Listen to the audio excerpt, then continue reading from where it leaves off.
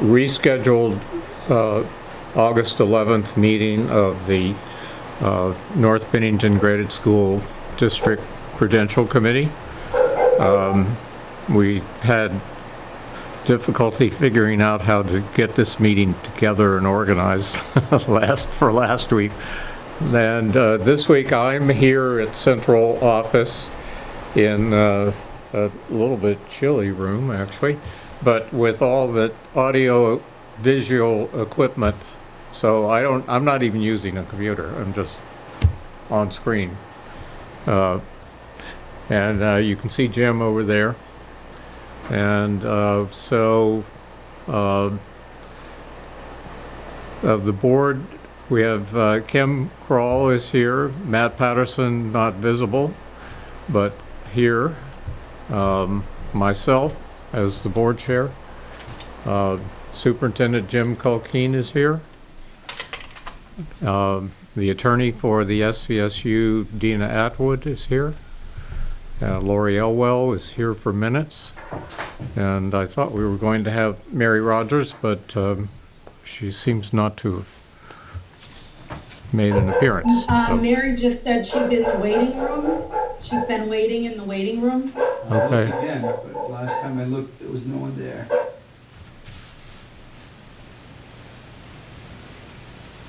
Yes, she is. Okay. There she is. There she is. So Mary is here now, and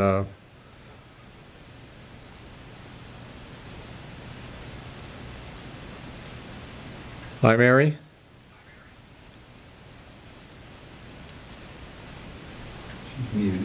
Hi, Mary. Okay. All right. So I think we'll call this meeting to order. And I'm looking for public comments, but I see no one to make them. So we'll move directly to the finance report. Mary, would you like to comment on the treasurer's report?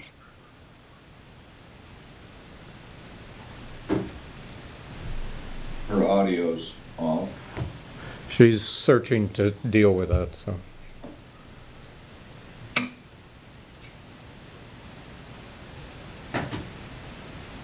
Can you unmute yourself, Mary? I could not hear anything that anyone was saying just recently. Okay. Can you hear us now? Yes, I can now. Okay. All right.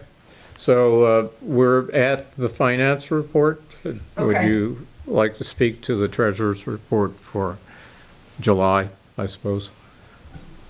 If you have remarks about the end of the year, the June report, you may make them as well. The June report, I just, I sent that to you. I sent everything to Alice, but I guess I neglected to copy everybody else on this. Alice and I met sometime, it was probably in July, I think. We met in July, middle of July, regarding the building maintenance account. I also included for all of the Prudential members a reconciliation of that. Alice and I both agree on this now. There are a couple of things that were differences between our two accounting. One of it was that there was some $2,500 that I had been deducting from the building fund balance. It ended up that it just had been overspent in the previous year budget, and so it was just part of the general fund balance in Alice's reporting. So this June 30th building fund balance of $131,219.44 is actually a bit higher than I thought it was. As well, there was a small Sherman-Williams refund check that had been put back into the fund, and I just thought that was part of regular expense. At the moment, we have pretty much exhausted our line of credit.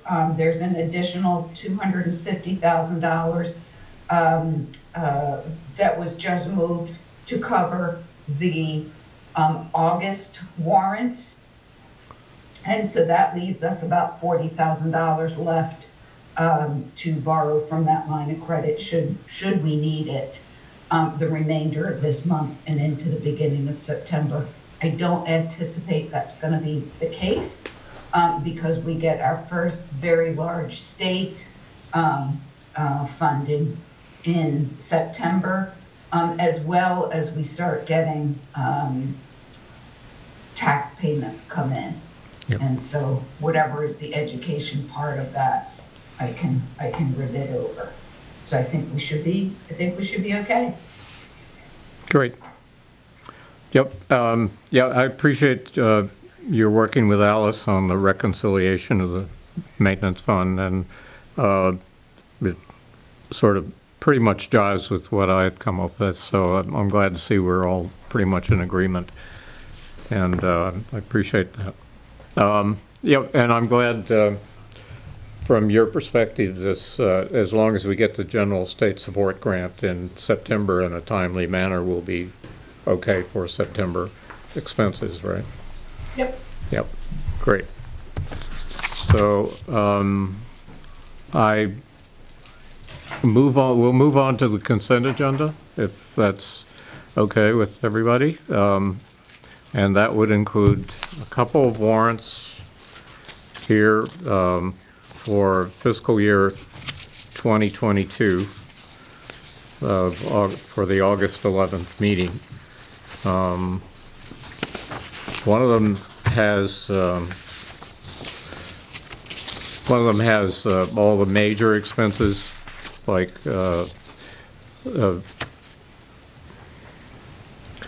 money going to the supervisory union on the basis of the budget for fees, for administrative services, and the elementary resource room, finance, HR administration, preschool program, SPED administration, SPED early childhood, and tech administration. That totals, okay.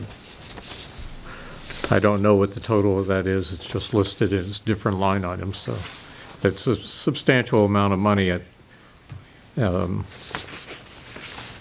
have the overall on that. I think the amount of it is $78,000 and change. Okay, and then there's our monthly payment to the village school as tuition for what's anticipated to be around 109 students, and then payments to Lori for her services as the board secretary, and a check to the village of North Bennington for prebate money. And last but not least, if I can find it, then there is the other warrant. Basically has an advance for that I signed for in July for the essential maintenance practice painting that's going on the building to Roy Terry, and I was going to report this later, but I'll just report it now. If there is a dry day this week, will be finished this week, and then we are also paying out $70,000 to Doxy Roofing on the roofing replacement contract. I actually went up on the roof today with Roy.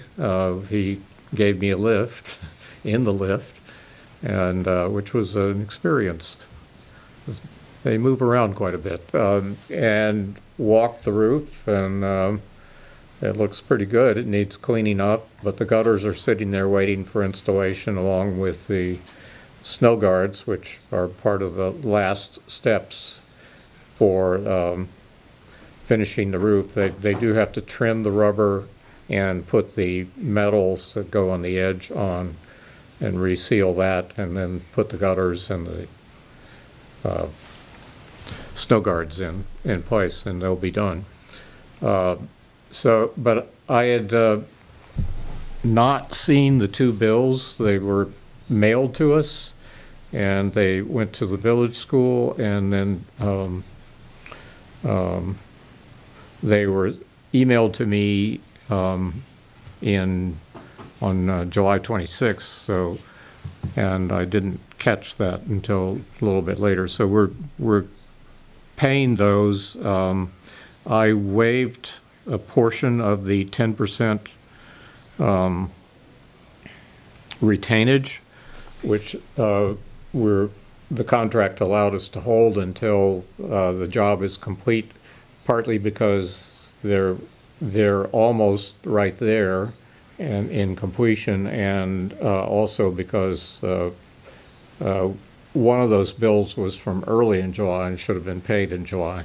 So I thought it was worth just taking note of their timeliness and in completion, and their patience in waiting for payment there. That's what's in the warrants from my perspective, and the consent agenda also includes the minutes from June of 2021 and July of 2021. There are no minutes for July, but the warrant was included in the packet for execution or ratification for my signature. So, are there any questions about the consent agenda? Shall we move to accept it? I'll make such motion. And did I have a second on that from Kim? Thank you. I'll call the question. So all in favor of accepting the consent agenda as presented? Say Yes. aye. Aye. That's unanimous.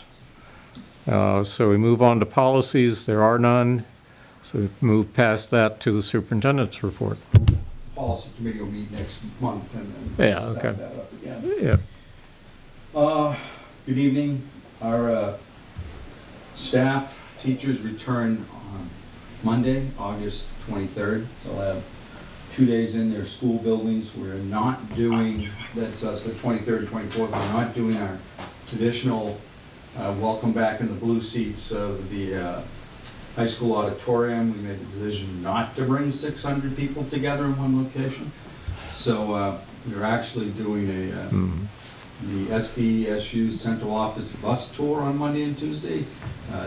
Administrators from here will be going and doing meet and greets with every school in the SU. We have a 2-day time schedule for the mornings just to bring Central Office to the schools. Something that we normally do on the opening days, but it's usually set up in the gymnasium so the teachers and staff and support staff can come by and any questions they may have from startup. And so we're going to do a mobile version of that this year. That'll be the 23rd and 24th. First day for students in grades K through 9 is the 25th of August. And the first day for grades 10 and 12, because the high school brings 10 through 12, is the 26th, because the high school brings just the freshmen in first.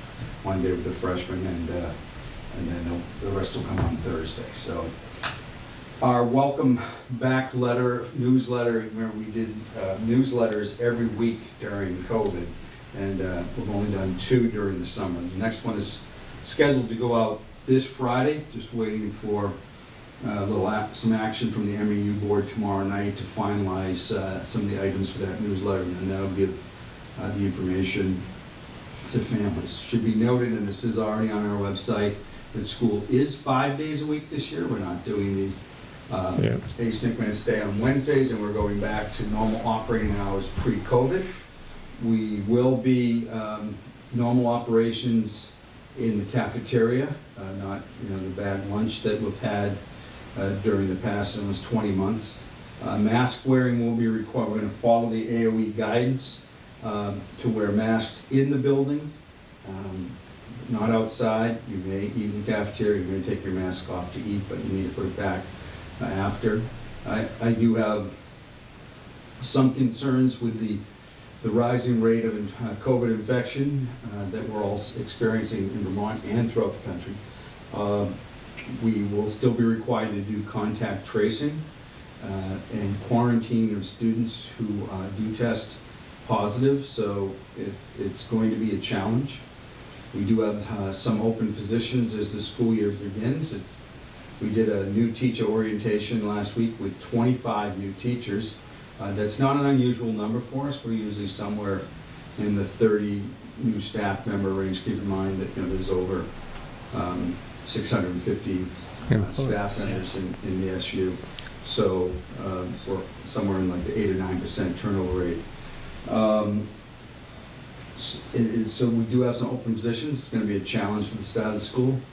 We are challenged for substitutes. So if we have anybody listening there, would be interested in subbing for any of the schools in the SU, contact central office, and we will be making a proposal next week at the SU, 2 weeks from now at the SU meeting, about adjusting those rates because of the competition to get employees. So, I do want to end by saying that our theme for this year is equity, and it really is a study of equity for our staff. We currently are creating a new equity statement that will be on most of our literature and prominently featured on our website. And we're also creating a equity speaker series for the staff. Just pretty much every other month there will be a speaker with a different theme around equity. So looking forward to that, and it's timely and it's necessary. Any questions for me as we begin another school year, which again, amazed that this is the 3rd school year impacted by COVID. All right. So the speakers tour, they'll go to individual buildings, or? The equity speaker tour? Yes, right. They'll be virtual. Virtual, using okay. this system, right. So that we can, attract, people can join from where they are. Right, and still, the buildings will be open for like open house. People can come in, but they will have to follow the masking guidance.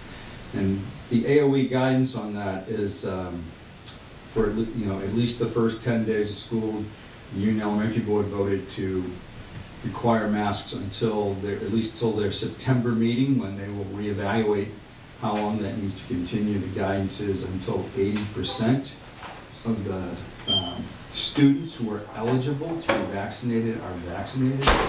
Since we don't have, particularly in our elementary schools, it's not even available for 12-year-olds to be under 12 to be vaccinated. Anticipate that mask wearing will continue throughout the fall. Right. And our vaccination rates for over 12, I am told it's just in the 20% range at this point of students 12 or over. So we're a long way off from getting that target of 80% vaccinated. Yep. Okay.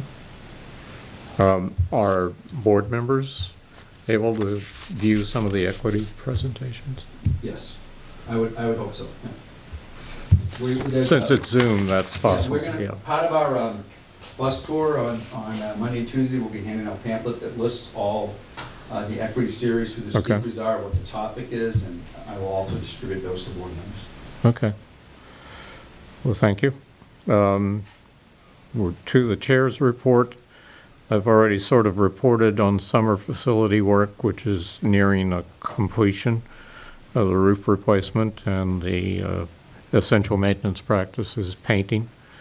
The latter should be finished this week if weather cooperates.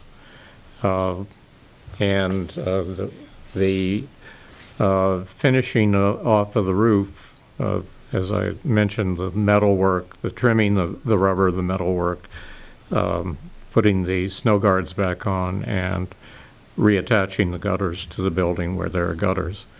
Hopefully will be taken care of in short order, if not this week, shortly thereafter. Item B, solar project participation possibilities. Well, I haven't heard anything back from the previous Zoom meeting I participated in with Power Guru, looking to see what, and with Tim Newbold from the Village School, looking to see what possibilities there are for just joining a group and receiving reduction in power costs. So that's still on hold. Generator was only on there because I was reminded that back when the Bennington Police Department replaced its generator, North Bennington, the trustees, and the school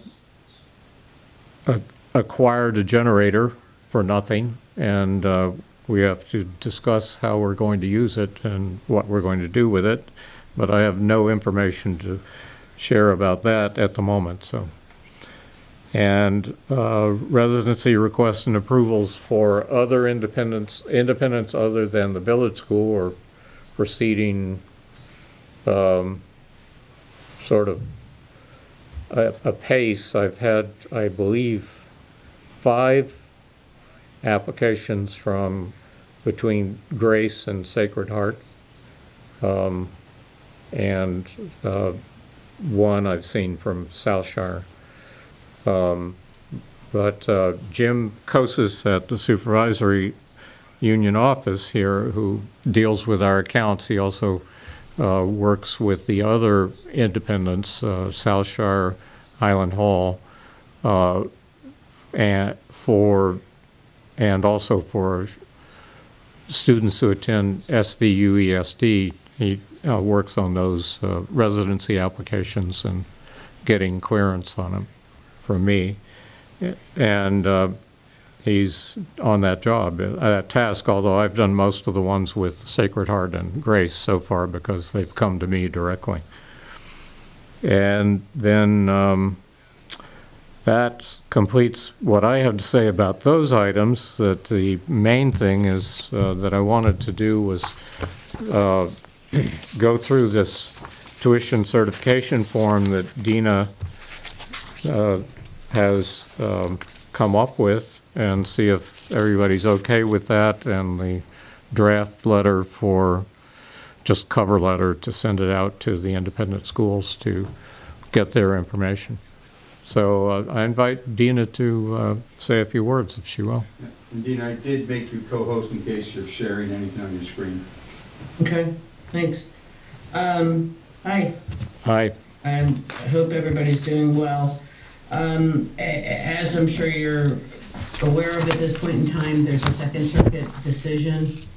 Vermont is in the Second Circuit for federal cases, which has sort of flipped the story on how you're going to be dealing or trying to deal with independent schools who are run by religious institutions or are primarily focused as a religious institution. I think for you all, it's Grace and Sacred Heart, as Ray mentioned, are your top 2 that you have.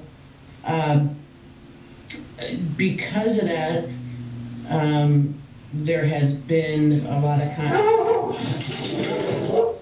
okay, that's technically not my fault. Somebody rang the bell. Hold on a second.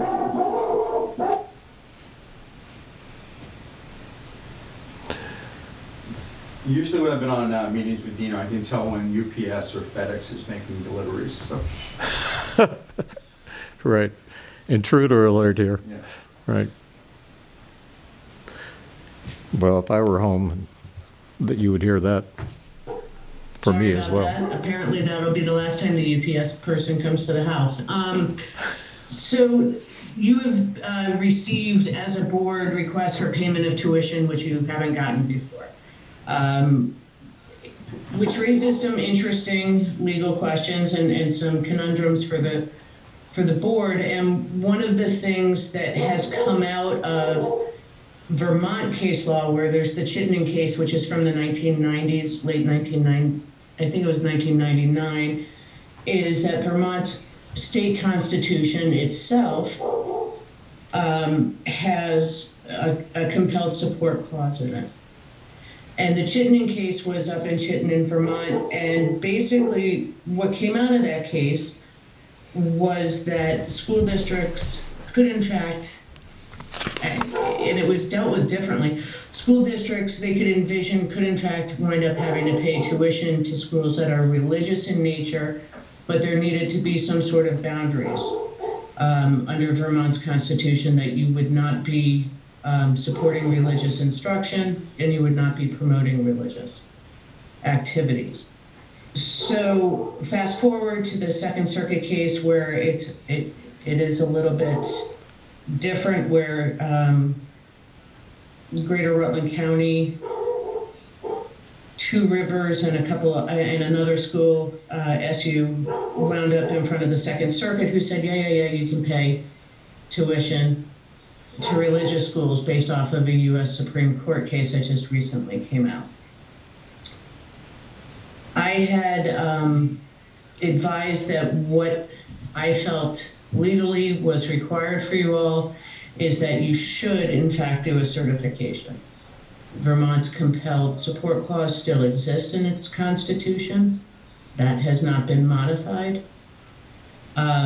You also have an opportunity to tighten up with your schools that are not religious-based some questions as well about what their handbooks say, what their policies say. All of these questions would be towards all religious schools. So the certification letter that you all have has been done to codify all those questions, regardless of whether or not a school is religious based, and then has additional questions to determine if tuition dollars would be going towards the support of religion or the promotion of religion.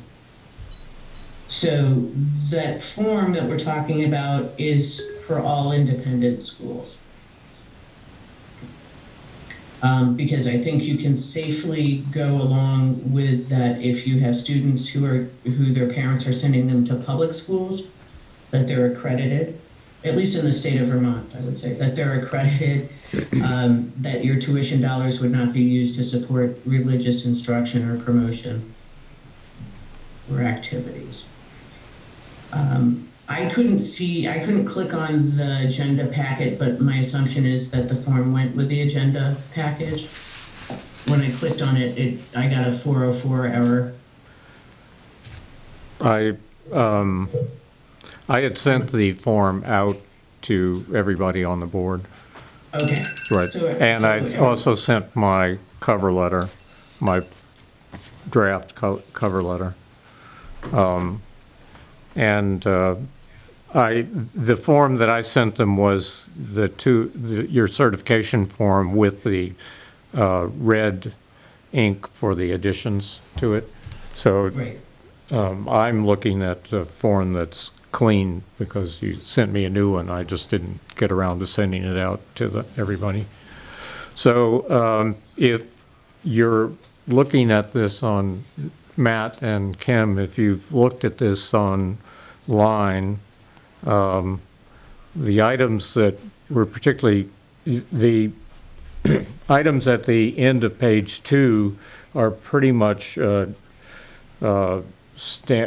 would be kind of standard questions. although the question about hiring policies and is something to see about what kind of policies they have in terms of non-discrimination, if they have non-discrimination. That's number 3 and number 5 there. And but the questions that are particularly concern are pertinent to the compelled support clause question are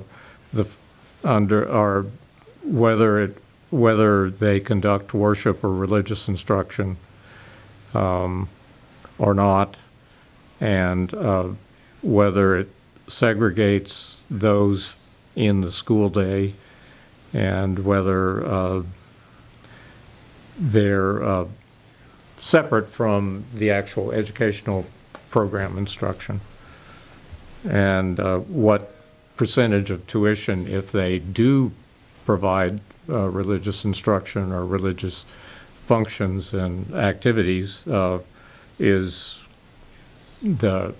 what portion of their tuition is coming from a parent's tuition, which we would be paying for their child's tuition. So that's what is the point of this tuition certification, is to determine, is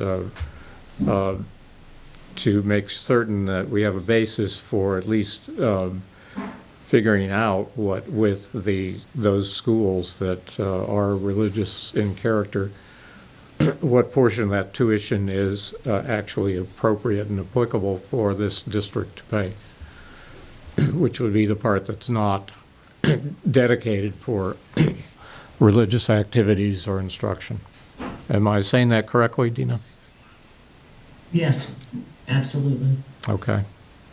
And so I wanted this to be presented publicly, and I wanted the board to, if it chooses to say anything about this or offer suggestions or changes. There are certain items I offered that should be in here because I wanted to know about, I should know about whether they provide special education services and how many areas they do that in. And then other things like enrollment policies and hiring policies. I should know that because I know that the village school is certainly follows a non-discrimination set of policies, which are essentially the same as the supervisory union. I want to know about the other districts, the other independent schools that we're supporting. So I'm open for comments if anyone chooses to make any.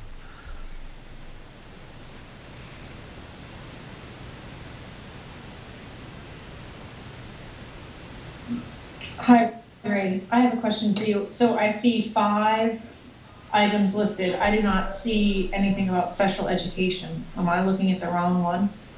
No, you up above that. No, actually, there is something about asking what categories there are. Okay. I'll look at that. Yes, up above that on the same page, the second block, under the annual amount of tuition, please identify special categories of disability approved and served. Okay. I was just looking at those bullheads. Thanks. And then Right. Hiring policies, example, state certification required at master's level. Isn't that a bit vague because not all teachers are required to have? Could you explain that to me, please? Well, that's a question about whether teachers are required to have certifications and approvals under that. What is that system? Excuse me, Jim. And it would be, under the professional licensing. Professional licensing, yes. And it also would be, you have, for example, you have speech and language pathologists who get a national certification. That's what they call the 3 Cs. things of that nature. I think we threw in, you know, whether or not they do require master's degrees, because one of the things is you can very well have at an independent school not have licensed Right. personnel. And I think it's understanding if they do or they don't. In terms of, I think, understanding where the public funds are going to support. Right. I don't think I don't think we have it's just information to know about how they structure their program. Okay, Right. It's, right. So different institutions will be different in that regard. And as an independent school, they don't necessarily have to have the professional licensing arrangement that public schools do. Right. So, unless Matt cares to offer something on the form, the certification form, I'll move on to the cover letter. I didn't have a chance, I didn't read any comments from Dina about this, and I haven't seen any from either of the other board members either, so is this acceptable the way it is from your point of view, Dina? So if I get, okay, so I'll put this up, Ray. I think. Yep. Okay, thanks. I made minor comments, Ray. Okay, that's fine. Let me get that. Minor or not, your comments are welcome. Can you see that? Yes. Okay, so I just basically, and this is not a red line, Ray, so I just made in the first one, you know, a change which says, including those that are sponsored by religious institutions, have religious instruction, and who receive approval from the Vermont Board of Education. I think I made a slight sort of change in that paragraph. Okay, yep. Because you are sending it to everyone, and Yep. because you should be sending it to everyone. In the second paragraph, I made it a broader statement than identifying you solely, but it's a board action that you're asking based on the board. Right. And so like I said, I made very minor changes to it. I think it's important to send a letter. I think it's important to be consistent, and I think you all are being consistent, that you're sending this to all of the independent schools where you have requests for payment of tuition. Yep. That you've emphasized that to me before, and that's partly why I was going to address it to all the institutions I'm going to send this to in one letter, to show that in fact I am sending it to all of them. Right. Right. So, if everybody's okay with this now, I'm talking to the board. I've had Dina's input now. You know, we will proceed with getting this out the door. It's time's kind of wasting, and unfortunately I was not here one weekend. Weekend before last, and then we had to reschedule this meeting, so it's a week later now than I anticipated getting this started moving toward mailing it. Now, the one question I have, Dina, will it be acceptable if I just email this material to the institutions? Do I have to also postal it, or? I think you can email it to them. You'll have a record that you sent it to them. I think if you don't get a response within a reasonable time, then we should mail it. Okay. I may just mail it at the same time, but email will be a quicker response from them, and they'll get it faster too. Okay. Well, that's really all I have to talk about tonight. And I think unless anybody else has an other that they'd like to insert into the agenda, at the end, we'll call it quits. Everybody's okay with that, huh? Calling it quits, all right, all right. So I'm going to rule that we're just adjourning. As a small board, we can do that. We don't have to have formal movement, so. Thank you for your time, Dina. I appreciate that a lot. Certainly. And I would like, one thing I would like, if maybe I can get a little support from the supervisory union to get the letters out for me. I'd appreciate that. I can do the emails, but, well, maybe I can. I'm not sure I have an address for Sacred Heart, but I guess I can get it off the website. We'll have it too, so we can help. Well, maybe I can just have the email part and the postal part go through We could do that. central office. Yeah. Just, Happy to do yeah. that. All right, so I'll set that up. So, good night. Thank you for being here, and we'll see you next month, if not before.